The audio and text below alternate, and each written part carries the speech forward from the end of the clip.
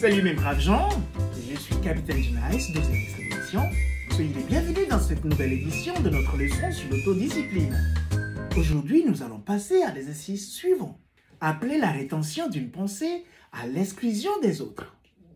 Cela se fait tout en maintenant ou en retenant une seule idée ou une seule pensée dans l'esprit, tout en rejetant et en supprimant vigoureusement et énergétiquement toute autre pensée qui pourrait surgir ou se précipiter dans notre espace mental. Ce n'est pas une tâche facile à réaliser, croyez-moi. Mais lorsque nous comprenons le processus de l'exercice précédent sur le contrôle de la pensée, et que nous apprenons à observer nos propres pensées, sur une période de 2 semaines au moins, pendant 10 à 15 minutes, nous sommes sans doute prêts à prendre le relais sur l'étape suivante, qui est l'exercice de la rétention de la pensée. Je voudrais rappeler à chacun d'être ponctuel, conscient et très honnête envers lui-même lors de ces exercices de l'autodiscipline. Donc aucune précipitation n'est nécessaire, car nous sommes sur le chemin de notre propre découverte de soi et la rencontre du pouvoir de notre propre esprit ou force mentale. Et lorsqu'il s'agit de développement personnel, le résultat varie d'un homme à un autre. Ici non plus, il n'y a pas de concurrence et il est pertinent de faire très attention à ces exercices et de ne pas sauter au suivant sans avoir maîtrisé le premier. Maintenant que nous avons appris à contrôler nos pensées par une simple pratique d'observation, la prochaine tâche consistera à commencer à organiser nos pensées.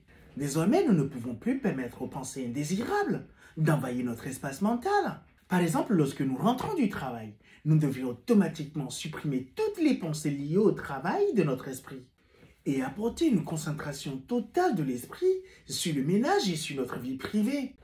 Toute autre pensée qui appartient à notre vie professionnelle doit être rejetée immédiatement et supprimée de notre espace mental. Et nous devons pouvoir faire la même chose lorsque nous retournons au travail. Notre esprit doit rester attentivement occupé. Et c'est par ce processus que nous prenons le contrôle de notre esprit. En nous entraînant chaque seconde, chaque jour, et en gardant nos pensées organisées à tout moment, jusqu'à ce que cela ne devienne notre habitude. Ces exercices d'autodiscipline que je dévoile doivent être conservés en pratique le long de notre vie, car ils aiguisent notre esprit, renforcent notre conscience et fortifient notre mémoire. Personnellement, c'est ce que j'appelle la gymnastique mentale. Maintenant, revenons à la pratique et adoptons notre posture préférée.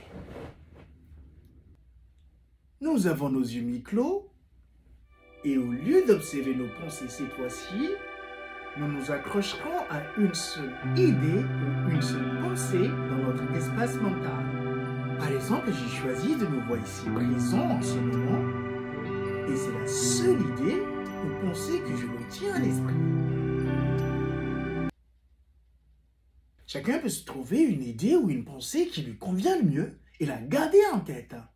Le but principal de cet exercice est de rejeter vigoureusement et de supprimer toute autre pensée qui pourrait venir dans notre esprit sans y être invité, tout en retenant une seule pensée ou une seule idée de toute notre force mentale. Au début, nous ne réussirons probablement que quelques secondes, plus tard pendant quelques minutes.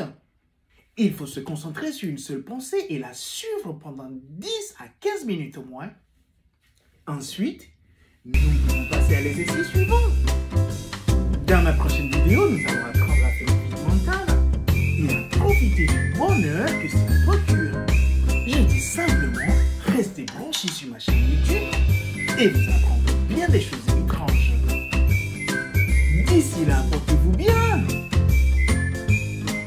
Mensana incorpore sano.